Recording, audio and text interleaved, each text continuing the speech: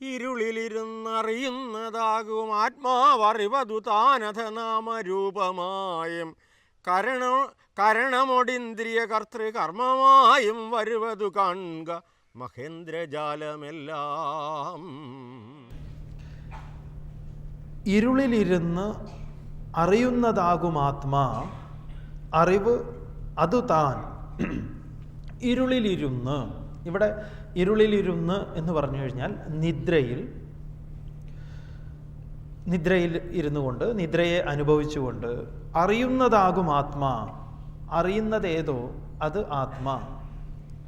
അതായത് നിദ്രയിൽ, ഗാഢ സുഷുപ്തിയിൽ വാസ്തവത്തിൽ നാം സുഖമായി ഉറങ്ങി എന്നാണ് പറയാറ്. ആരെങ്കിലും ദുഃഖിക്കുന്നുണ്ടോ നിദ്രയിൽ? ഇല്ല. ഇപ്പം യാചക നിദ്ര, രാജനിദ്ര അങ്ങനെ പറയില്ല. പറയാൻ വേണമെങ്കിൽ പറയും. രാജാവ് നിദ്ര കൊള്ളുമ്പോൾ അദ്ദേഹം പള്ളി കൊള്ളുകയാണെന്ന് പറയാം വാക്കിൽ. അദ്ദേഹം പള്ളിയാണോ കൊള്ളുന്നത്? അല്ലെങ്കിൽ യാചകൻ്റെ നിദ്രയും രാജാവിൻ്റെ നിദ്രയും ഒക്കെ ഒരുപോലെയാണ്. അതിലും ഭേദമില്ല എന്ന് പറയാം. അതെന്താണ്? അത് അറിവാണ്. പക്ഷെ നമ്മൾ ബോധപൂർവം അതിനെ അറിയുന്ന സമയത്തോ അപ്പോഴാണത് സമാധിയാവുന്നത്. മറ്റത് അബോധപൂർവം ആ വലയത്തിലേക്ക് വരുമ്പം, അതുകൊണ്ടാണ് അജ്ഞാനാവരണം എന്ന് പറയുന്നത്. അതിലൊരു അജ്ഞാനത്തിൻ്റെ ആവരണമുണ്ട്. മറ്റേതോ ജ്ഞാനത്തിൻ്റെ ആവരണമാണ്, അല്ലെങ്കിൽ ജ്ഞാനമാണ്, ജ്ഞാനത്തിലാണ്. ഇരുളിലിരുന്ന് അറിയുന്നതാകും ആത്മാ, അറിവതു താൻ അധ, അത് ആ അറിവ് തന്നെയാണ്. അത് തന്നെയാണ് നാമരൂപമായും കരണമൊട് ഇന്ദ്രിയ കർത്തൃകർമ്മമായും വരുവത്. അത് തന്നെയാണ് എന്താവുന്നത്? നാമമായി, അതുപോലെ രൂപമായി, അതുപോലെ അന്ധകരണമായി, ചിത്തവൃത്തികളായി, ഇന്ദ്രിയത്തിലൂടെ കർമ്മങ്ങളായി, അതിൻ്റെ കർത്താവായി വരുന്നത്. അത് എങ്ങനെയാണോ ഇലക്ട്രിസിറ്റിയുടെ സാന്നിധ്യത്തിൽ ഫാനിൽ കാറ്റുണ്ടാകുന്നത്, എ സിയിൽ തണുപ്പുണ്ടാകുന്നത്, മൈക്കിൽ ശബ്ദമുണ്ടാകുന്നത്, ടി വിയിൽ ദൃശ്യങ്ങളുണ്ടാകുന്നത്, ഈ വൈവിധ്യങ്ങളാകുന്ന പ്രകടനത്തിൽ ഇലക്ട്രിസിറ്റി ഇതിൽ നിന്ന് തികച്ചും ഭിന്നമാണ്. ഇതുപോലെ അതിൻ്റെ സാന്നിധ്യത്തിൽ ഈ വൈവിധ്യങ്ങളായ പ്രകടനങ്ങൾ ഉണ്ടാകുന്നു. കാൺക മഹേന്ദ്രജാലമെല്ലാം. നോക്കൂ, ഏറ്റവും വലിയ ഒരു മഹേന്ദ്രൻ്റെ, ഒരു ജാലവിദ്യക്കാരൻ്റെ ഈ ജാലവിദ്യയെ കണ്ട് അത്ഭുതപ്പെടാൻ പറയാം. അപ്പം ഏറ്റവും വലിയ ജാലവിദ്യ എന്ന് പറയുന്നത് എന്താണ്? ഇതാണ്. അതുകൊണ്ട് ഒരിക്കലും ഒരു ഗുരുവിനോട് ശിഷ്യൻ ചോദിച്ചു, ഗുരു, അങ്ങ് അത്ഭുതങ്ങൾ കാണിക്കാറുണ്ടോ എന്ന് ചോദിച്ചു ഇവിടെ. അപ്പം ഗുരു പറഞ്ഞു, ഞങ്ങളിവിടെ അത്ഭുതങ്ങളൊന്നും കാണിക്കാറില്ല എന്ന് പറയാം. അപ്പം ഇദ്ദേഹം വന്നത് വേറൊരു ആശ്രമത്തിൽ നിന്നാണ്. ഗുരു ചോദിച്ചു, എന്താ അവിടെ നിങ്ങൾ എന്തെങ്കിലും അത്ഭുതം? അതെ, ഞങ്ങളുടെ ഗുരു പല അത്ഭുതങ്ങളും കാണിക്കും. അതെന്താണത്? അപ്പം അദ്ദേഹം അത്ഭുതങ്ങളെ കുറിച്ച് പറഞ്ഞു കൊടുത്തു. അപ്പം ഈ ഗുരു പറഞ്ഞു, ശ്രദ്ധിച്ച് കേൾക്കണേ,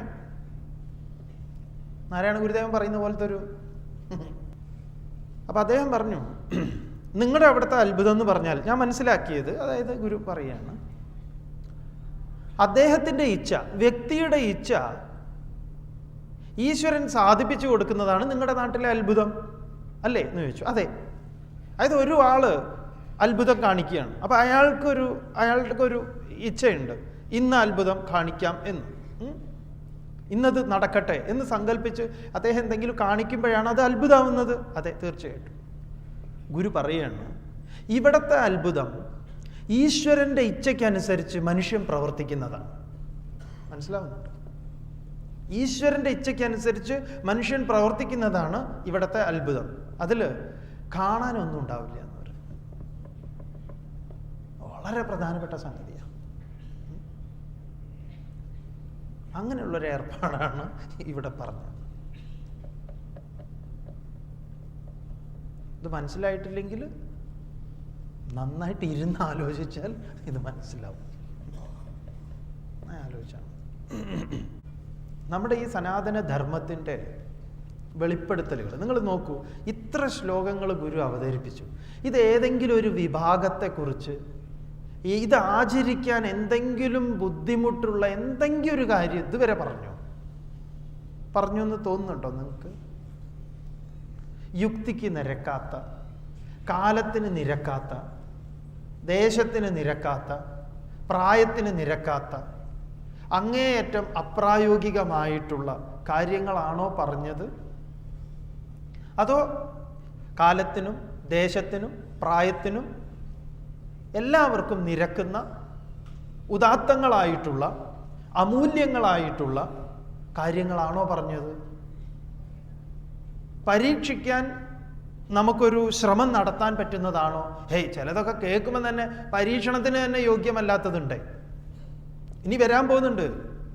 വളരെ ഈ തലോടിക്കൊണ്ട് ചില ചോദ്യങ്ങളൊക്കെ ചോദിക്കുന്നുണ്ട്.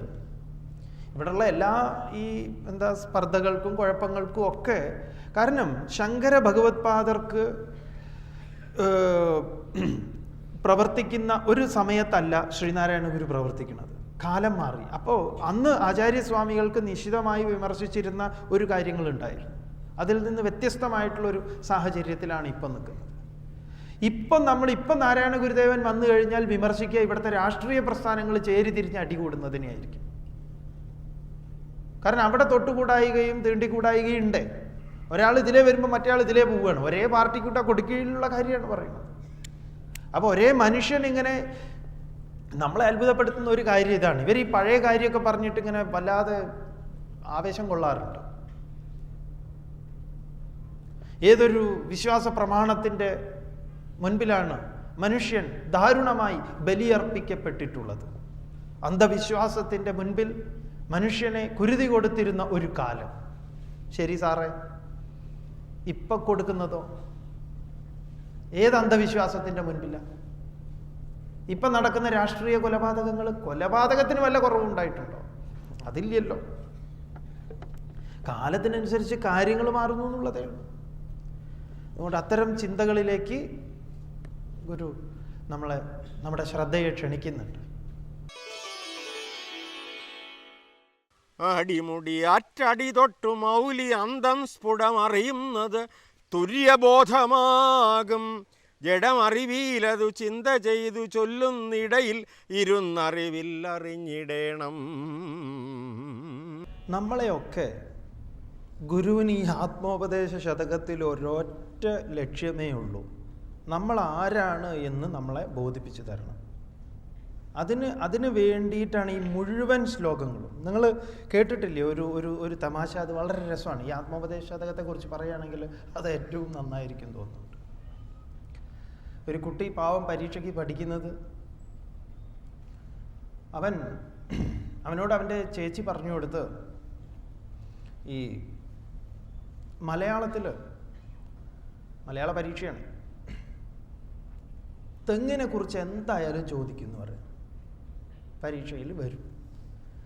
ഇവൻ ആ ചേച്ചിയുടെ വാക്ക് വിശ്വസിച്ച് തെങ്ങിനെക്കുറിച്ച് നന്നായി പഠിച്ചു.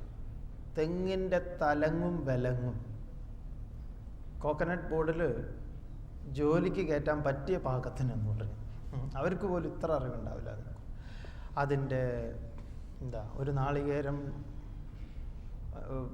കൂമ്പെടുക്കുന്നത് മുതൽ കായ്ക്കുന്നതും പിന്നെ അതിൻ്റെ ഓല, പട്ട, നാളികേരം, അതിൽ നിന്നുണ്ടാക്കുന്ന പാല് എല്ലാം മൂപ്പര് തെറവാക്കി.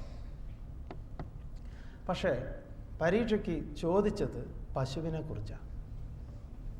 ഇവൻ ക്വസ്റ്റ്യൻ പേപ്പർ മുഴുവൻ നോക്കി, തെങ്ങിനെ കുറിച്ച് എന്തെങ്കിലും ഒരു പരാമർശം ഉണ്ടോ എന്ന്. പാവം ഇല്ല എന്ന് പറയും. ഇവനാണ് ഈ പശുവിനെ കുറിച്ച് കൂടുതലൊന്നും അറിയില്ലായിരുന്നു. പിന്നെ ഇവൻ എഴുതി, പശു ഒരു നല്ല ജീവിയാണ്, ദിവസവും നാം പശുവിനെ തെങ്ങിൽ കെട്ടാറുണ്ട്. തുടങ്ങി അങ്ങോട്ട് തെങ്ങിനെ കുറിച്ച്. പിന്നെ മൂപ്പരങ്ങോട്ട് തെങ്ങിൻ്റെ മുകളിൽ അങ്ങോട്ട് കയറുകയെ. എന്തോ ചെറിയ മാർക്ക് കിട്ടിയിട്ടുണ്ട്, അത്ര തന്നെ.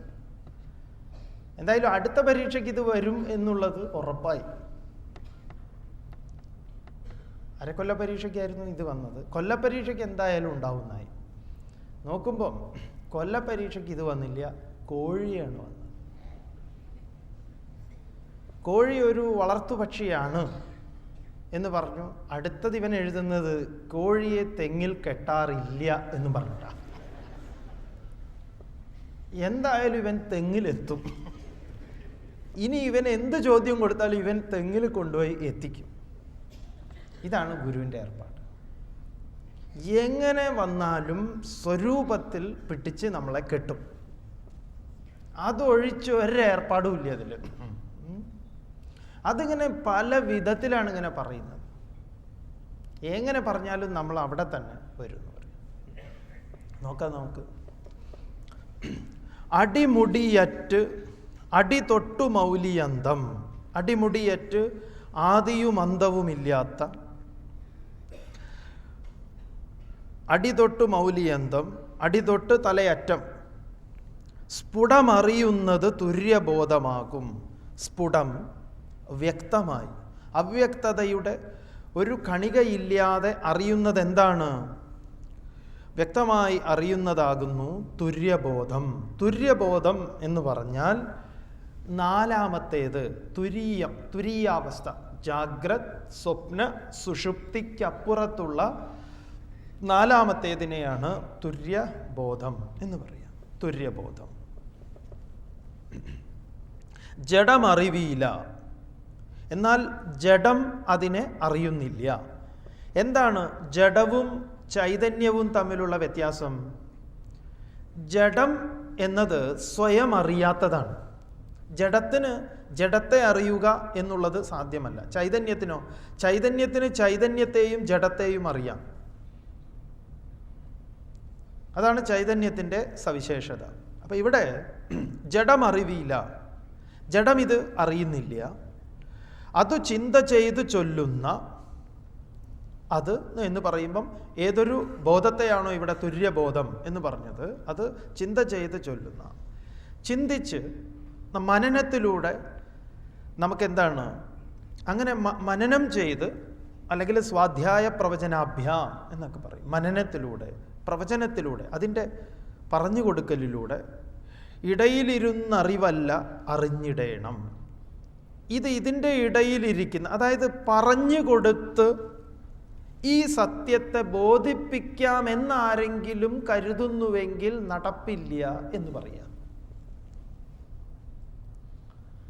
എന്താണ് ഈ സത്യം? ഈ സത്യം ഉപനിഷത്തിൻ്റെ ഭാഷയിൽ പറഞ്ഞാൽ യത് വാച അനഭ്യുദിതം. യാതൊന്നാണോ വാക്കുകൊണ്ട് വചിക്കാൻ പറ്റാത്തത്, പറയാൻ പറ്റാത്തത്, എന്നാൽ ഏന വാഗ് അഭ്യുദ്യതേ. ഇതിനെയാണ് ഗുരുദേവൻ ഇവിടെ ഇങ്ങനെ പറഞ്ഞത്. എന്നാൽ വാക്കുകൾ ഉണ്ടാകുന്നത് യാതൊന്നുകൊണ്ട്, അതിനെ വാക്കുകൊണ്ട് വിവരിക്കാൻ സാധ്യമല്ല. യദ്വാച അനഭ്യുദിതം ഏന വാഗ് അഭ്യുദ്യതേ തദേവ ബ്രഹ്മത്വം വിദ്ധി നേതം യതിതം ഉപാസതേ. ഇത് ഉപനിഷത്താണ്. അതാണ് ബ്രഹ്മം. അല്ലാതെ നീ ബ്രഹ്മം എന്ന് പറഞ്ഞ് ഉപാസിക്കുന്നതൊന്നും ബ്രഹ്മമല്ല എന്ന് ഉപനിഷത്തിൽ പറഞ്ഞിട്ടുണ്ട്. ഇനി വല്ല മതസ്ഥരും പറഞ്ഞത് കേട്ടിട്ട് വിഷമിക്കേണ്ട ആവശ്യമൊന്നുമില്ല. ആരെങ്കിലും അങ്ങനെ പറഞ്ഞാൽ തന്നെ നമുക്ക് പറയാൻ സാധിക്കണം. എന്ത് പറയാൻ സാധിക്കണം? ഇത് ഉപനിഷത്തിൽ പറഞ്ഞിട്ടുണ്ട് എന്ന്. യൻ മനസാ നമനുദേ യേനാഹുർ മനോമതം തദേവ ബ്രഹ്മത്വം വിദ്ധി നേതം യതിതമുപാസതേ. യച്ചക്ഷുഷാ ന പശ്യതി യേന ചക്ഷുഗംഷി പശ്യതി തദേവ ബ്രഹ്മത്വം വിദ്ധി നേതം യതിതമുപാസതേ. യത് പ്രാണേന ന പ്രാണിതി യേന പ്രാണ പ്രണീയതേ തദേവ ബ്രഹ്മത്വം വിദ്ധി നേതം യതിതമുപാസതേ. യത് പ്രാണേന ന പ്രാണിതി യേന പ്രാണ പ്രണീയതേ. യാതൊന്നിനെ പ്രാണനെ കൊണ്ടറിയാൻ പറ്റില്ല. അത് പ്രാണനെ നിങ്ങൾ ആഞ്ഞു വലിച്ചത് കൊണ്ടോ പിടിച്ചു നിർത്തിയത് കൊണ്ടോ വിട്ടത് കൊണ്ടോ ഇത് കിട്ടില്ല എന്നാണ് ഉപനിഷത്ത് പറയുന്നുണ്ട്. യത് പ്രാണേന ന പ്രാണിതി. എന്നാൽ ഏന പ്രാണപ്രണീയത, യാതൊന്നിനാൽ പ്രാണൻ പ്രകടമാകുന്നു. യാതൊന്നിനെ മനസ്സുകൊണ്ട് ന മനുതേ, വിചാരം ചെയ്യാൻ സാധ്യമല്ല. എന്നാൽ യാതൊന്നിനാൽ മനസ്സ് മനനം ചെയ്യപ്പെട്ടതാകുന്നു. കണ്ണിന് കാണാൻ പറ്റുമോ? പറ്റില്ല. യാതൊന്നുകൊണ്ട് കണ്ണ് കാണപ്പെട്ടതാകുന്നു. അതിനെയാണ് ഇവിടെ ഗുരു എന്തു പറഞ്ഞത്? അത് ചിന്ത ചെയ്ത് ചൊല്ലുന്ന ഇടയിലിരുന്നറിവല്ല അറിഞ്ഞിടേണം. ഉഗ്രം എന്താ പറയുക സ്റ്റേറ്റ്മെൻ്റാണ്. ഇതിനെക്കുറിച്ച് ഇപ്പം ഇതുവരെ കേട്ടുവല്ലോ, നിങ്ങൾ എന്തൊക്കെ കേട്ടിട്ടുണ്ടോ, അതൊന്നും ഇതല്ല. അല്ല, ഈ കൂട്ടത്തിൽ ആരെങ്കിലും ഇരുന്നിട്ട് ആത്മാവ് എന്ന് പറഞ്ഞാൽ ഇതാണല്ലേ എന്ന് ആരെങ്കിലും ചിന്തിച്ചുവെങ്കിൽ, അതുകൊണ്ട് ഉപനിഷത്തിൽ ഗുരു ചോദിക്കുന്നുണ്ട്, പിടികിട്ടിയോന്ന്. അപ്പൊ അവൻ പറയാ, നാഹം മന്യേ സുവേദേതി നോന വേദേതി വേദച യോനസ്തദ്വേദ തദ്വേദ നോന വേദേതി വേദച യസ്യാമതം തസ്യ മതം മതം യസ്യ ന വേദസഃ അവിജ്ഞാതം വിജാനതാം വിജ്ഞാതം അവിജാനതാം. ഒരു ഗംഭീര സ്റ്റേറ്റ്മെന്റ് ഉപനിഷത്തിൽ വിദ്യാർത്ഥിയുടെ. ഞാൻ അറിയുന്നു എന്ന് ഞാൻ അറിയുന്നില്ല, എനിക്കിത് അറിയാമെന്ന് ഞാൻ അറിയുന്നില്ല, എനിക്കറിയില്ല എന്നും ഞാൻ അറിയുന്നില്ല. ഞാൻ ഈ പറഞ്ഞത് ആർക്കറിയാമോ അവനറിയാം. ആത്മാവിനെ കുറിച്ച് നിനക്ക് മനസ്സിലായോ എന്ന് ഗുരു ശിഷ്യനോട് ചോദിച്ചപ്പം പറഞ്ഞ വാക്കാണ് അവൻ. അതിൻ്റെ ഉത്തരമാണത്. എന്താ പറഞ്ഞത്? ആത്മാവിനെ എനിക്കറിയാമെന്ന് ഞാൻ കരുതുന്നില്ല, എന്നാൽ ആത്മാവിനെ എനിക്കറിയില്ല എന്നും ഞാൻ കരുതുന്നില്ല. ഞാൻ പറഞ്ഞ ഈ സ്റ്റേറ്റ്മെന്റ് ആരറിയുന്നു? അവനറിയാം. ആത്മാവിനെ കുറിച്ച് നിനക്ക് മനസ്സിലായോ എന്ന് ഗുരു ശിഷ്യനോട് ചോദിച്ചപ്പം പറഞ്ഞ വാക്കാണ് അവൻ. അതിൻ്റെ ഉത്തരമാണത്. എന്താ പറഞ്ഞത്? ആത്മാവിനെ എനിക്കറിയാമെന്ന് ഞാൻ കരുതുന്നില്ല, എന്നാൽ ആത്മാവിനെ എനിക്കറിയില്ല എന്നും ഞാൻ കരുതുന്നില്ല. ഞാൻ പറഞ്ഞ ഈ സ്റ്റേറ്റ്മെന്റ് ആരറിയുന്നു? അവനറിയാം. അതുകൊണ്ടാണ് ശിഷ്യന്റെ മുന്നിൽ ഗുരു നിസ്സഹായനായിട്ട് ഇങ്ങനെയൊക്കെ വെളിപ്പെടുത്തിയത്. ഉപനിഷത്തിലെ എനക്കിപ്പോൾ ഇരിക്കി പറഞ്ഞു തരാം എന്നും പറഞ്ഞിട്ടില്ല അവര്. കാരണം അവർക്കറിയാം അവരുടെ ഒരു നിസ്സഹായത. അത് വാക്കുകളെ കൊണ്ട് വചിച്ച്. അപ്പൊ ഇതൊക്കെ ഈ ഉപനിഷത്തിന്റെ കരുത്ത് കിട്ടിയാലുണ്ടല്ലോ, പിന്നെ നമ്മൾ ഒരു ട്രാപ്പിലും പെടില്ല, ഒരു ട്രാപ്പിലും നമ്മൾ പെടില്ല. പിന്നെ ഈ ഒരു കരുത്താണ്. ഈ കരുത്തുകൊണ്ടല്ലേ അദ്ദേഹം ഈ ഒരു കേരളത്തെ മാറ്റിമറിച്ചത്. എന്നാ ആലോചിച്ച് നോക്കൂ, എന്തൊക്കെയായിരുന്നു അദ്ദേഹത്തിന്റെ മുന്നിലുള്ള വെല്ലുവിളികൾ. ഇതല്ലേ അങ്ങോട്ടേക്ക് എന്താ പറയാ, ആവനാഴിയിലേക്ക് എടുത്ത് അതിലേക്ക് അങ്ങോട്ട് എടുത്ത് പ്രയോഗിച്ചത്. എന്നിട്ട് നമ്മൾ പറയാ, എനിക്ക് ആരുമില്ല എൻ്റെ പ്രശ്നം കേൾക്കാൻ, എൻ്റെ ഗതി കണ്ടോ, ഇങ്ങനെ തന്നെ. ഇതൊക്കെ പറയുമ്പോൾ നമുക്ക് അടി കിട്ടണം. ഇത്രയും നല്ല അഗ്നി സമാനമായ ദർശനം ഇവിടെ ഇരിക്കെ ഇതിൽ ചാമ്പലാകാത്തത് എന്താ ഉള്ളത്? ഒന്നുമില്ല. നിങ്ങളുടെ എല്ലാ ദുരിതങ്ങളും കഷ്ടപ്പാടുകളും പ്രയാസങ്ങളും ടൺ കണക്കിന് കൊണ്ടുവന്ന് ഇവിടേക്ക് ഇട്ടേക്കും. ഭും എന്ന് പറഞ്ഞിട്ട് പെട്രോൾ ഒഴിച്ച് തീക്കൊള്ളി ഇടുന്നത് പോലെ തീർത്തു തരും. നമ്മളിതല്ല, അതിന് പകരം വേറെ ഓരോന്നിനെ ആശ്രയിച്ചു. അതുകൊണ്ട് അവിടെ പോയാൽ ഇത് കേട്ടാൽ ഒരാൾക്ക് ഇതിൻ്റെ ശബ്ദം, അയാൾ ഇതിനെ അറിഞ്ഞിട്ടുണ്ട്, അതുകൊണ്ട് ഇത് കിട്ടും. അതുകൊണ്ട് ഗുരു എന്ന് പറഞ്ഞാൽ ആ അന്ധകാരത്തെ നിവർത്തിച്ച് ജ്ഞാനത്തെ പ്രദാനം ചെയ്യുന്ന ആളായതുകൊണ്ട് നമ്മളെ ആ ശരിയിലേക്ക്, ആ സത്യത്തിൽ നിലനിർത്തേണ്ടത് അവരുടെ ജോലിയാണ്, അവരുടെ ഉത്തരവാദിത്തമാണ്. അതുകൊണ്ട് വേറൊരു വഴിയിൽ നമ്മൾ വിടില്ല എന്ന് പറയാം. അതുകൊണ്ട് അവരത് എപ്പോഴും നമുക്ക് ബോധിപ്പിച്ചു തരും. അതുകൊണ്ട് സംശയമില്ലാത്ത വിധത്തിൽ നമ്മളിതിനെ അനുഭവിക്കണം. ഇത് അനുഭവവേദ്യമാണ്. വിശപ്പിനെ കുറിച്ച് ഞാൻ എത്ര വാചാലനായി നിങ്ങളോട് പറഞ്ഞിട്ടും കാര്യമില്ല. വിശക്കാത്ത ഒരാളാണ് എങ്കിൽ അതിലൊന്നും ഒരു കാര്യമില്ല. നന്നായി വിശന്നിരിക്കുന്ന സമയത്ത് വിശപ്പിനെ കുറിച്ച് ഒരു തത്വവിചാരം ചെയ്യേണ്ട ആവശ്യമില്ല. എന്തെങ്കിലും ഉണ്ടെങ്കിൽ കഴിക്കുക എന്നതാണ് ആവശ്യം. പായസത്തെക്കുറിച്ച് ഒരു തത്വവിചാരം. പായസം കിട്ടിയാൽ കുടിക്കുക. ഗുരു പറയുന്നത് ഇതാണ്. പായസം കുടിച്ചവൻ്റെത് കേട്ടിട്ട് കാര്യമില്ല. പായസം കുടിച്ചവൻ പറഞ്ഞത് കേട്ടാൽ പായസം കുടിച്ച അനുഭവം നിനക്ക് ഉണ്ടാവുമോ? ഇല്ല.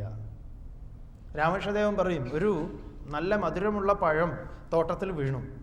അങ്ങനെ തോട്ടത്തിൽ ആ മധുരമുള്ള പഴം വീണ് കിടക്കുമ്പം ഇവൻ ആലോചിക്കുക, ഈ പഴം ഇതാരാ ഇവിടെ കുഴിച്ചിട്ടത്, ഇതെന്നാ ഇത് ഉണ്ടായത്, ഇതെന്താ താഴേക്ക് വീഴാൻ കാരണം?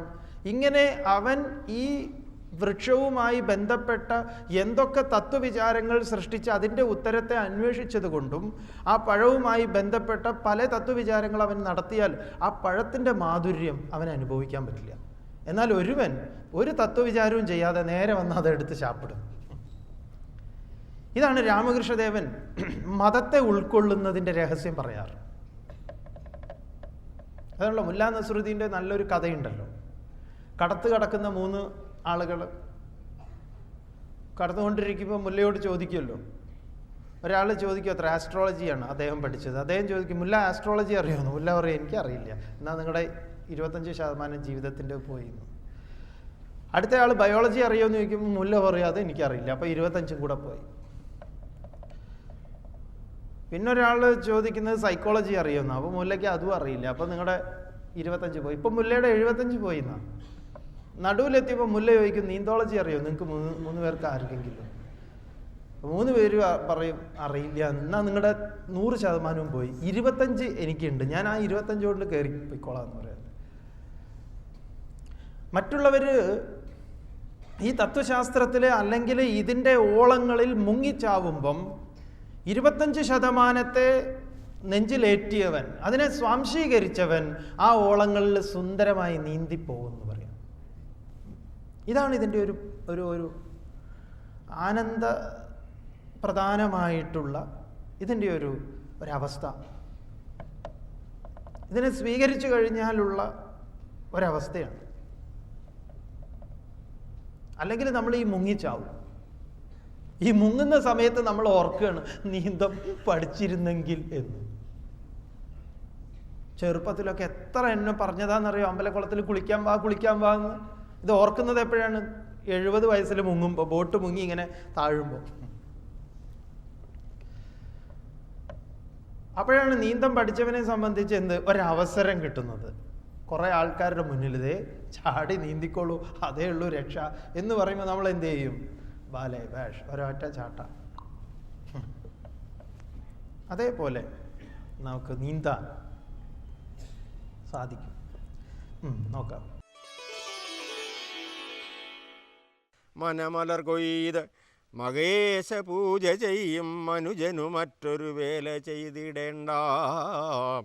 വനമലർ കൊയ്തുമതല്ലയായിൽ മായാമനുവുരു വിട്ടുമിരിക്കിൽ മലർ കൊയ്ത് മഹേശ പൂജ ചെയ്യും മനുജന് മറ്റൊരു വേല ചെയ്തിടേണ്ട. മനമലർ കൊയ്ത് മനസ്സിനെ തന്നെ പൂക്കളാക്കി അതിനെ ഇറുത്തെടുത്ത്. അതുകൊണ്ടാണ് പൂക്കൾ വാസനയുള്ളതാണ്. പല പൂക്കൾ നമ്മൾ ഭഗവാന് അർച്ചന ചെയ്യുന്ന സമയത്ത് എന്തിനാണ് ഈ വൈവിധ്യമാർന്ന പൂക്കളെ നാം ഭഗവാന് അർച്ചന ചെയ്യുന്നത്? അതിൻ്റെ സിംബോളിസം, അതിൻ്റെ താത്പര്യം എന്താണ് എന്നാണെങ്കിൽ, നമ്മുടെ വാസനകളും പലതാണ്, പല വിധത്തിലുള്ള വാസനകളാണ്. എല്ലാ വാസനകളെ തന്നെയാണ്, അതിൽ നല്ലതുണ്ടാവും, ചീത്തയുണ്ടാവും, എല്ലാം ഉണ്ട്. നിറങ്ങളും ഭേദങ്ങളോട് കൂടിയിട്ടുള്ള എല്ലാ വൈവിധ്യമാർന്ന നിറഭേദങ്ങളും അല്ലെങ്കിൽ വാസനാഭേദങ്ങളെയും മുഴുവൻ സമർപ്പിക്കാൻ പറ്റിയ ഒരു ഇടമാണ് ഈശ്വരൻ എന്നുള്ളത്. അതുകൊണ്ടാണ് പൂക്കളെ നമ്മൾ അർച്ചന ചെയ്യുന്നത്. അപ്പോൾ ഇവിടെ ഗുരു പറയുന്നത്, ബാഹ്യമായ പൂക്കൾ നമുക്ക് ദിവസവും അർച്ചന ചെയ്യാൻ പറ്റിയിട്ടില്ലെങ്കിലും, അല്ലെങ്കിൽ അങ്ങനെ അർച്ചന ചെയ്യാൻ നമുക്ക് കിട്ടുന്നില്ല എങ്കിലും മനസ്സിനെ തന്നെ നാം പൂക്കളാക്കേണ്ടതുണ്ട്. മാനസ പൂജയാണ് ഇവിടെ ഗുരു നമുക്ക് നിർദ്ദേശിക്കുന്നത്. മനസ്സുകൊണ്ട് നാം പൂജ ചെയ്യാം. ആ മാനസപൂജ നമ്മുടെ സംസ്കാരത്തിൽ വളരെ പ്രധാനപ്പെട്ടതാണ്.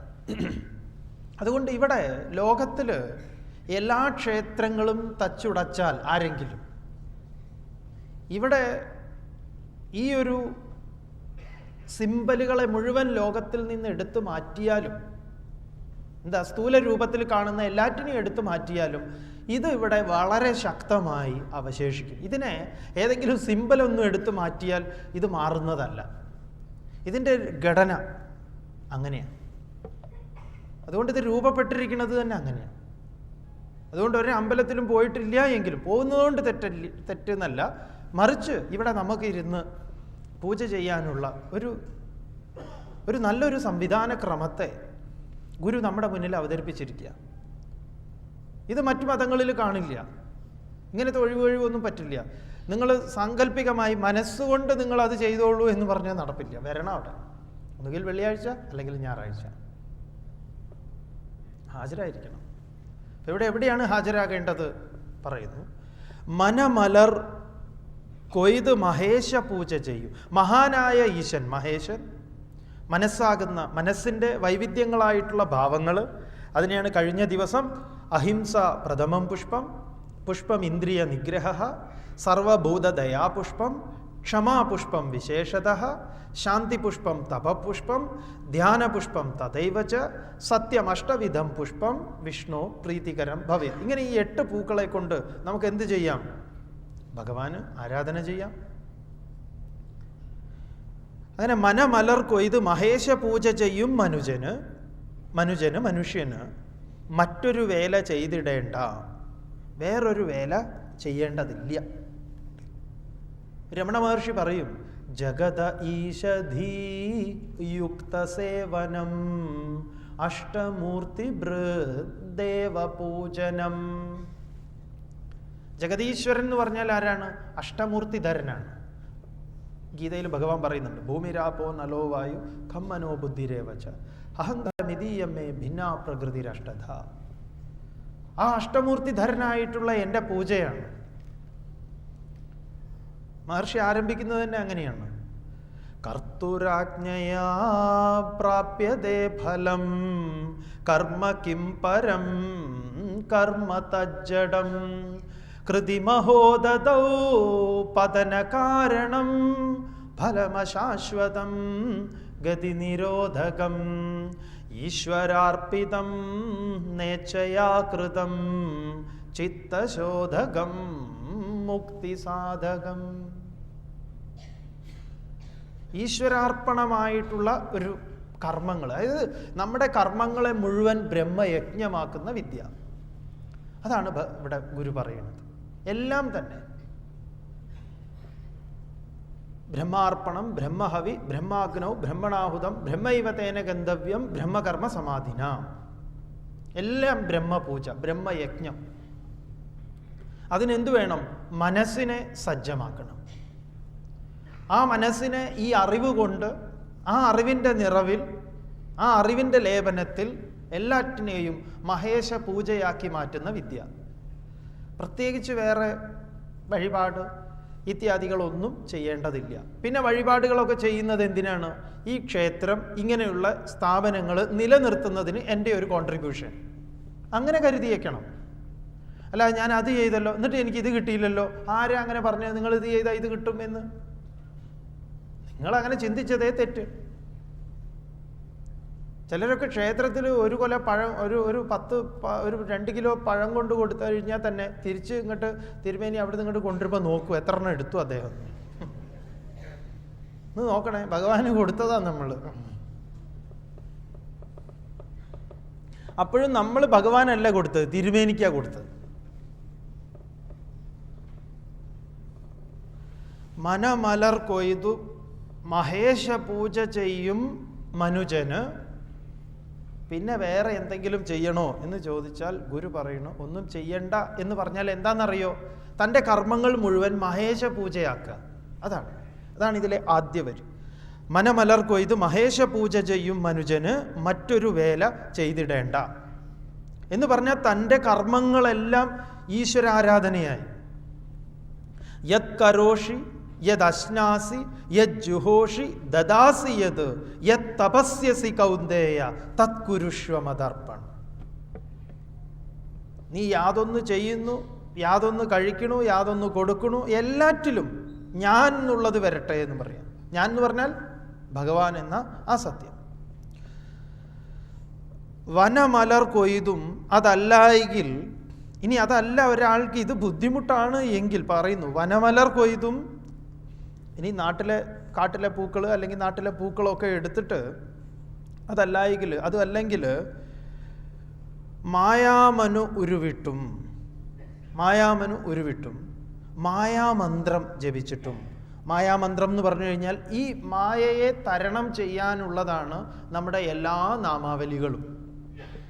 അതായത് ഭഗവാന്റെ നാമങ്ങളൊക്കെ, ഇപ്പോൾ വിഷ്ണു സഹസ്രനാമാണെങ്കിലും ലളിതാ സഹസ്രനാമാണെങ്കിലും അല്ലെങ്കിൽ പഞ്ചാക്ഷരി മന്ത്രമാണെങ്കിലും ഓം നമ ശിവായ എന്നാണെങ്കിലും ഓം നമോ ഭഗവതേ വാസുദേവായ ഇത്യാദി മന്ത്രങ്ങളെ കൊണ്ടും എന്തു ചെയ്യാം? ഇരിക്കിൽ മായ മാറും.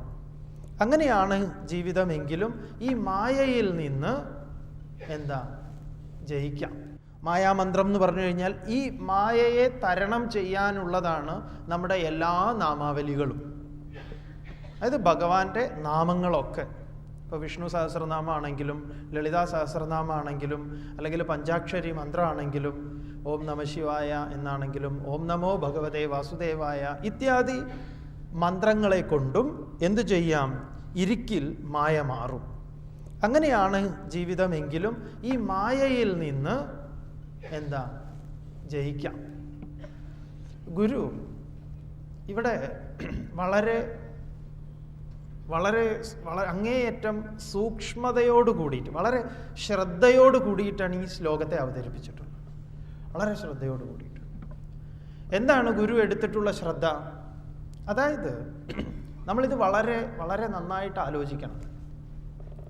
ഇപ്പൊ ഗുരുക്കന്മാരെ സംബന്ധിച്ച് പറയുകയാണെങ്കിൽ, ഇപ്പൊ ശങ്കര ഭഗവത്പാദർ ക്ഷേത്രങ്ങൾക്ക് ഒരു സംവിധാനക്രമം ഉണ്ടാക്കിയിരുന്ന ആളാണ്. ക്ഷേത്ര പ്രതിഷ്ഠകൾ നടത്തിയിട്ടുണ്ട്. ക്ഷേത്രത്തിൻ്റെ പൂജാവിധാനങ്ങളെക്കുറിച്ചൊരു ക്രമം ഏർപ്പെടുത്തിയിട്ടുണ്ട്. സന്യാസത്തിന് സമ്പ്രദായം ഉണ്ടാക്കിയിട്ടുണ്ട്. ദശനാമി സന്യാസ സമ്പ്രദായം, 4 ആശ്രമങ്ങൾ, 4 മഠങ്ങൾ ഭാരതത്തിൻ്റെ പല ഭാഗങ്ങളിൽ നിർമ്മിക്കുകയും ആരൊക്കെയാണ് എവിടെയൊക്കെയാണ് പൂജ ചെയ്യേണ്ടത് ഇത്യാദി കാര്യങ്ങളൊക്കെ ഏർപ്പാടൊക്കെ വരുത്തിയിട്ടുള്ള ഒരാളാണ്. ആ ആള് തന്നെയാണ് എന്ത് പറഞ്ഞത്? നേരത്തെ പറഞ്ഞ രൂപവിവർജിതസ്യ ഭവതോ എന്ന് പറഞ്ഞത്. അപ്പം ശങ്കര ഭഗവത്പാദര് സമൂഹത്തെ തെറ്റിദ്ധരിപ്പിക്കുകയോ സമൂഹത്തിനൊരു തെറ്റായ വഴിയിലേക്ക് കൊണ്ടുപോകുകയോ ചെയ്യുന്നില്ല. കാരണം ആ ഈശ്വരൻ്റെ സഗുണമായ ഭാവത്തെ അർഹിക്കുന്ന ഗൗരവത്തോടുകൂടി എങ്ങനെ ചെയ്യണം എന്നുള്ളത് വളരെ കൃത്യമായ ഒരു അനുഷ്ഠാന പദ്ധതികളൊക്കെ നമുക്ക് രൂപപ്പെടുത്തി തന്നിട്ടുണ്ട്. അതേ സമയത്ത് നിർഗുണമായ ഭാവത്തെക്കുറിച്ച് പ്രശംസിച്ചുകൊണ്ട് അദ്ദേഹം അതും ചെയ്തിട്ടുണ്ട്. അപ്പം രണ്ടും പരസ്പര പൂരകങ്ങളാണ് എന്ന് ജനതയ്ക്ക് എപ്പോഴും പറഞ്ഞു കൊടുത്തിട്ടുണ്ട്. ഗുരു ഒരു ദോഷം ചെയ്യരുത്, ജനതയ്ക്കൊരു ദോഷം ഉണ്ടാകരുത്, തെറ്റായി മനസ്സിലാക്കരുത് എന്ന തൻ്റെ ദീർഘവീക്ഷണത്തിൽ നിന്ന് ജനത ഒരു വഴിയിലും ഒരു കാലിടറി വീണു പോകരുത് എന്നുള്ളത് കൊണ്ട് തന്നെയാണ് ഈ 2 എക്സ്ട്രീമിനെ അവതരിപ്പിച്ചത്. ഒന്നിനെ നിഷേധിക്കുക എന്ന് പറഞ്ഞാൽ ആ ഔന്നിത്യത്തിലേക്ക്, ആ ഹിമാലയ ശൃംഗങ്ങളിലേക്ക് ഒരുവനെ കൈപിടിച്ച് എടുത്ത് അങ്ങോട്ട് വെച്ചു കൊടുത്തു. മനസ്സിനെ തന്നെ മലരാക്കി മഹേശന്റെ പൂജ ചെയ്യാനുള്ള ആജ്ഞാപനം. ഉടനെ അദ്ദേഹം താഴേക്ക് ഇറങ്ങി വന്ന് സാധാ പൂക്കളെ എടുത്ത് നാമാവലികളൊക്കെ ചൊല്ലിക്കൊണ്ട് ഭഗവാന് പൂജ ചെയ്യും. ഇതാണ് അതിൻ്റെ ഒരു സൗന്ദര്യം എന്ന് പറയുക. നമ്മൾ ഇത് വിട്ടുപോകരുത്. നമുക്ക് പലപ്പോഴും കുറച്ചൊരു വേദാന്തം കയറിയാൽ അത് മുഴുവൻ അങ്ങോട്ട് ഉപേക്ഷിക്കും. അതുകൊണ്ട് അത് വിടരുത്.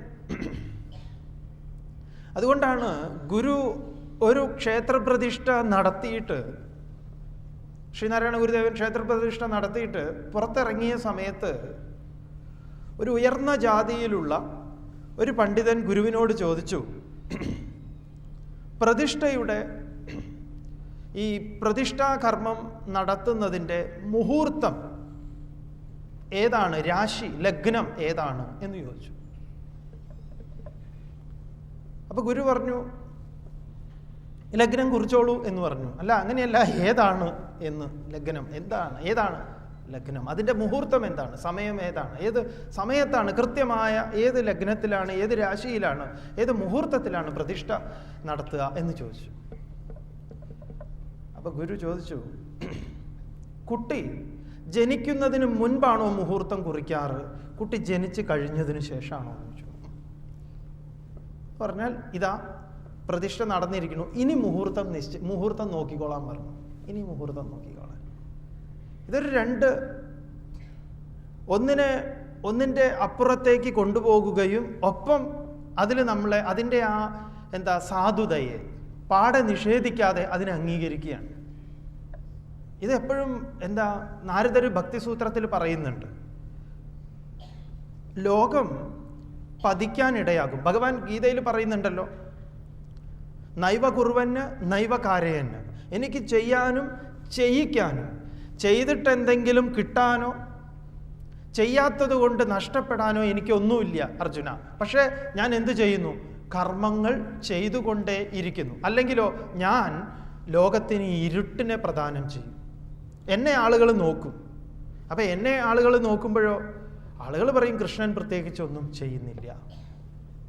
അപ്പം ഗുരു ചിന്തിക്കുന്നത്, എന്നെ ആളുകൾ പ്രമാണമാക്കി ഞാൻ പറയുന്നതിനെ എല്ലാവരും സ്വീകരിച്ചു കഴിഞ്ഞാൽ ഈ ലോകത്തിൻ്റെ അവസ്ഥ എന്താവും? ഇവിടെ ഇത്തരം സിമ്പലുകളെല്ലാം ഇല്ലാതെയാവുന്ന സമയത്ത് എങ്ങനെ ആർക്ക് പിടിച്ചു കയറാൻ പറ്റും? അതുകൊണ്ട് ഇവിടെ ഇതിൻ്റെയും ആവശ്യമുണ്ട്. അതുകൊണ്ട് അവരെപ്പോഴും നമ്മളെ ഉദ്ധരിക്കുന്നതിന് വേണ്ടി അവർ ഈ രണ്ട് കാര്യങ്ങളും രണ്ടിലും നമുക്ക്, അതുകൊണ്ടാണ് അവതാരം എന്ന് പറയുന്നത്. അവതരതി ഇത് അവതാര, താഴേക്ക് ഇറങ്ങി വരുന്നവരാ. ഇപ്പോൾ ചെറിയ കുട്ടി സ്കൂളിൽ പഠിക്കുന്ന 1-ാം ക്ലാസ്സിലൊക്കെ പഠിക്കുന്ന കുട്ടി അക്കം പഠിക്കുന്നത് എങ്ങനെയാണ്? 1, 2 എന്ന്. ഒരു ആപ്പിൾ കൊണ്ട് അവൻ 1, 2 ഓറഞ്ച് 2 അല്ലേ? അല്ലെങ്കിൽ സ്ലൈറ്റിൻ്റെ ഒരു ഭാഗത്ത് മുത്തുകൾ ഉണ്ടാവും. 1 മുത്ത്, 2 മുത്ത്, 3 മുത്ത്, 4 മുത്ത്. വലുതായാൽ അവൻ അങ്ങനെ ഈ സ്ലൈറ്റുമായിട്ടാണോ നടക്കുക? CA-കാരനാവുമ്പോൾ അവന് ഈ മുത്തിൻ്റെ ഇതൊക്കെ ആവശ്യമുണ്ടോ? ഇല്ല. ചിന്മയൻ സ്വാമികൾ പറയാറുണ്ട്, ചെറിയ ക്ലാസ്സിൽ പോയിരുന്നാൽ, ചെറിയ ക്ലാസ്സിൽ കുട്ടികളെ അഡ്രസ്സ് ചെയ്യുന്ന സമയത്ത് കുട്ടികളോട് വേണമെങ്കിൽ ആദ്യം തന്നെ നമുക്ക് സ്റ്റാൻഡ് എന്ന് പറയാം. അപ്പോൾ കുട്ടികളൊക്കെ എഴുന്നേക്കും. Sit, stand, sit. ഇത് വേണമെങ്കിൽ ഒരു 10ഓ 15ഓ പ്രാവശ്യം ആവർത്തിക്കാം. ആ 15 പ്രാവശ്യം കഴിഞ്ഞാലും കുട്ടികൾ വീണ്ടും എന്ന് പറയും ടീച്ചറോട്.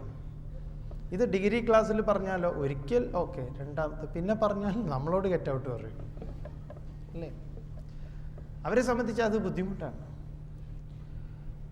അപ്പോൾ ഒരു ആരംഭ ദശയിൽ തുടക്കക്കാരന് എന്ത് വേണം? ഇതൊക്കെ വേണം.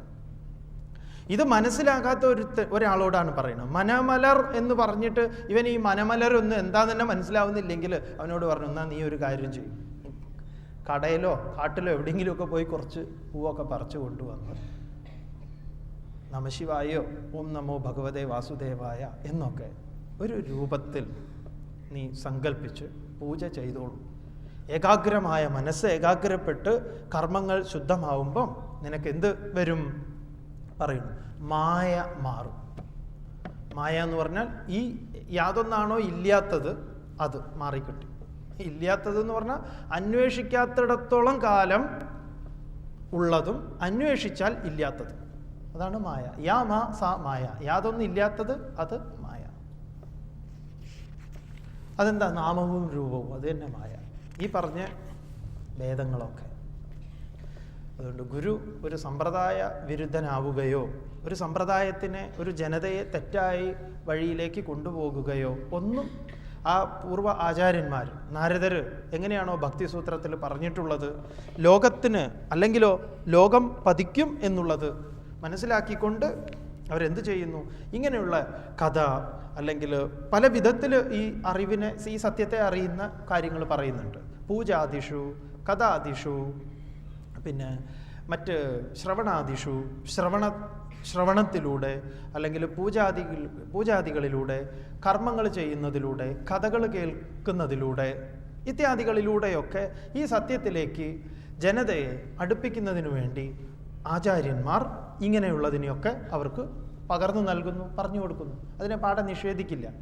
ഒപ്പം സത്യത്തെക്കുറിച്ച് പറയുന്ന ഒരു സമയത്ത് അവരതിൽ യാതൊരു വെള്ളവും ചേർക്കാതെ, ഒരു നീക്കുപോക്കും കൂടാതെ ആ സത്യത്തെ ആ തലത്തിൽ പ്രഖ്യാപിക്കുന്നു.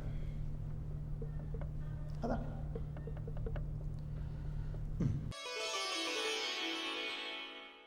ജഡമറിവീലറിവിന്നു ചിന്തയിൽ ഓതിടുകയുമില്ല. അറിവെന്നറിഞ്ഞ് സർവം വിടുകിലവൻ വിശദാന്തരംഗനായി മേലുടലിലമർന്ന് ഉഴലുന്നതില്ല നൂനം. സർവം വിടുകിലവൻ വിശദാന്തരംഗനായി മേലുടലിലമർന്നുഴലുന്നതില്ല നൂനം. ജഡമറിവീല, അറിവിന്നു ചിന്തയില്ല, ഓതിടുകയുമില്ല. ജഡം എന്നത് ജഡത്തിന് അറിയാൻ സാധിക്കുമോ? ഇല്ല. ജഡം അറിവില്ല. ജഡത്തിന് അറിയുന്ന ഒരു സ്വഭാവം ഇല്ല. അറിവിന് ചിന്തയില്ല. ഇവിടെ ഗുരു അറിവെന്ന് പറയുമ്പം ബോധം, ആ നാലാമത്തെ തുര്യബോധം എന്ന് പറയുന്നതാണ്. അതിനോ, ആ അറിവിനോ ചിന്തയും ഇല്ല. ആ ചിന്ത എന്ന് പറയുന്നത് മനസ്സിൻ്റെ പ്രക്രിയയാണ്.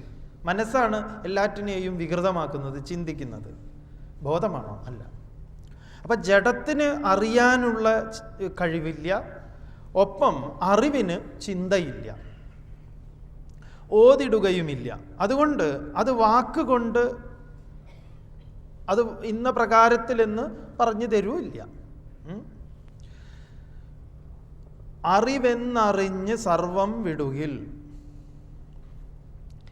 അറിവെന്നറിഞ്ഞ്, അതായത് എല്ലാം ആ ഒരാദിമഹത്താം അറിവ് എന്ന് മുൻപ് സൂചിപ്പിച്ച അത് തന്നെ ഗുരു പറയുന്നു. എല്ലാം ആ ഒരറിവ് മാത്രമാണ് എന്നറിഞ്ഞ് സർവം വിടുകിൽ. സർവം പലത്, ഈ പലത് ഉണ്ട് എന്ന എല്ലാ ഭേദങ്ങളെയും ഉപേക്ഷിച്ച് സർവധർമാൻ പരിത്യജ്യ, എല്ലാറ്റിനെയും വിട്ട് അവൻ വിശദാന്തരംഗനായി, അവൻ അങ്ങനെയുള്ളവൻ സ്വന്തം അന്തരാത്മാവിൽ അതിലങ്ങനെ വിരാജിക്കുന്ന പൂർണ്ണനായ അവൻ മേൽ ഉടലിലമർന്ന്, വീണ്ടും തുടർന്ന് ഉടലിലമർന്ന് താൻ ശരീരത്തിന് വശപ്പെട്ടവനാണ്, അല്ലെങ്കിൽ താൻ ശരീരത്തിന് ഏൽക്കുന്ന വൃദ്ധി ക്ഷയങ്ങളൊക്കെ തൻ്റെ ക്ഷയമാണ് എന്ന് ഉഴലുന്നതില്ല നൂനം. പിന്നെ അവന് അത്തരത്തിൽ ദുഃഖിക്കേണ്ടി വരുന്നില്ല. ഗുരുവിനോട് ഒരാൾ ചോദിക്കുകയാണ്, ഗുരു അങ്ങ് കുറേ നേരമായല്ലോ ഈ ആത്മാവിനെ കുറിച്ച് ഇങ്ങനെ പറയും. ശരി, ഞാൻ ഈ ആത്മാവിനെ അങ്ങോട്ട് അറിഞ്ഞു എന്നിരിക്കട്ടെ, എന്താ കിം പ്രയോജനം? എന്താ ഇപ്പം പ്രയോജനം? ഗുരു പറയുന്നത് ഇതാണ് പ്രയോജനം. ദുഃഖത്തിൻ്റെ അറുതി, ദുഃഖത്തിന് ഒരു പരിസമാപ്തി, അത് ഇതിനെ അറിയുന്നതിലൂടെ മാത്രമേ സാധിക്കൂ, കൈപ്പെടൂ. ഇതിൽ കുറഞ്ഞ് എന്തെങ്കിലും ഒരു പരിപാടിയിൽ വ്യാപൃതനായിക്കൊണ്ട് നമുക്ക് വന്നു ചേർന്നിട്ടുള്ള ദുഃഖത്തെ ആചാര്യന്മാർ 3 പട്ടികയിൽ പെടുത്തിയിട്ടുണ്ട്.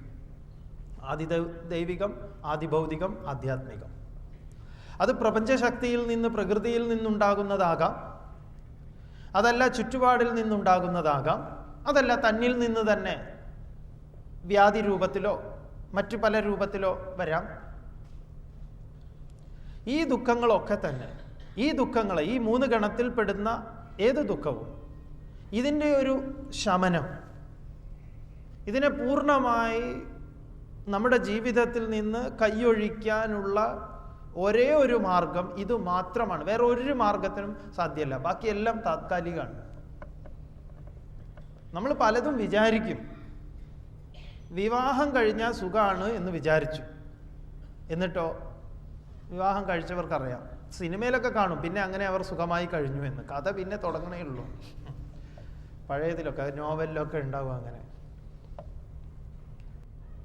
പഠിക്കുന്ന കാലത്ത് ഈ വിദ്യാഭ്യാസം ഒന്ന് കഴിഞ്ഞു കിട്ടിയ സുഖമായി എന്ന് വിചാരിച്ചു.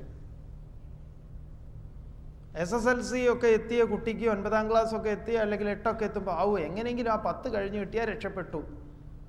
10 കഴിഞ്ഞപ്പോഴോ പിന്നെ +2 അത് കഴിഞ്ഞാൽ രക്ഷപ്പെട്ടു. പിന്നെയോ ആ ഗ്രാജുവേഷൻ എങ്ങനെയെങ്കിലും ഒന്ന് രക്ഷപ്പെട്ടു.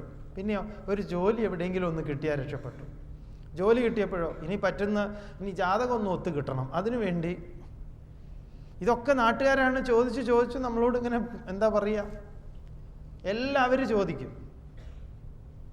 ഇപ്പം വിവാഹപ്രായമൊക്കെ ഏകദേശമായ അവർ ചോദിക്കും, അല്ലെങ്കിൽ ഇപ്പോൾ 10ാം ക്ലാസ് ആയ ഒരു കുട്ടിയാണെന്ന് ഇരിക്കട്ടെ, അവനോട് ചോദിക്കുക, എപ്പോഴും ചോദിച്ചുകൊണ്ടിരിക്കും, ഇപ്പം ഏത് ക്ലാസ്സിലാണ്? 10ലാണല്ലേ, ശ്രദ്ധിക്കണം, 10ലാ, ഓർമ്മ വേണം എന്ന് അവനെ എപ്പോഴും ഓർമ്മിപ്പിച്ചുകൊണ്ടിരിക്കും. 10 പാസ്സായി ഒരു കുട്ടിയെന്നിരിക്കട്ടെ, നാട്ടുകാർ ചോദിക്കും, എന്താ കോളേജിലൊന്നും പോണില്ലേ? അവനൊന്നും ചെയ്യാതിരിക്കുകയാണെങ്കിൽ അവരവനെ കോളേജിലേക്ക് പറഞ്ഞയക്കാനുള്ളത് സജഷൻ കൊടുത്തുകൊണ്ടിരിക്കും. +2 കഴിഞ്ഞാൽ അവർ ചോദിക്കും, എന്താ അടുത്ത പരിപാടി എന്താ? എല്ലാവരും ചോദിച്ചുകൊണ്ടിരിക്കും, അടുത്ത പരിപാടി എന്താ? അങ്ങനെ അതൊക്കെ കഴിഞ്ഞ് ഇനി ഒരു ജോലിക്ക് നോക്കുന്നില്ലേ? എവിടെയും അപ്ലിക്കേഷനൊന്നും കൊടുത്തില്ലേ? അവർ ജോലിയുടെ കാര്യം പറയും, അവന് ജോലി കിട്ടിക്കഴിഞ്ഞാൽ അവനോട് ചോദിക്കുക, അല്ല എങ്ങനെയൊക്കെ മതിയോ, ആയില്ലേ, ഇപ്പം എത്ര വയസ്സായി? അവർ കണ്ടെത്തി കൊടുക്കും, സജഷനൊക്കെ കൊടുക്കുന്നിടത്തൊക്കെ ഉണ്ട്.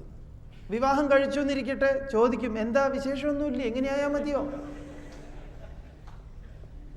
വിശേഷമായി കഴിഞ്ഞാൽ ചോദിക്കും, എന്തായി, പേരൊക്കെ ഇട്ടോ? എല്ലാവരും അങ്ങോട്ട് നടത്തി തരും. ചോറ് കൊടുത്തില്ലേ, എന്താ വൈകിക്കുന്നത്, പേരിട്ടോ, അത് എല്ലാം നടത്തി. എന്താ സ്കൂളിലൊക്കെ അയക്കണ്ടേ, ആയല്ലോ, ഇതൊക്കെ ആയല്ലോ, വികൃതി കൂടുതലുണ്ടല്ലോ, KG ഇപ്പോഴേ വിട്ടോളൂ, ഡേ കെയറിൽ വിടൂ, അല്ലെങ്കിൽ അവിടെ വിടൂ. അപ്പം ഇത് ഇങ്ങനെ ഒരു തുടർച്ചയായിട്ടുള്ളൊരു ഏർപ്പാടാണ് അല്ലേ? ആരും ചോദിക്കാറില്ല, അല്ലെ നമ്മൾ പറയും, എന്താ ഇയാൾക്കൊന്നും മരിക്കാനായില്ലേ, കുറേ കാലം ആയല്ലോ,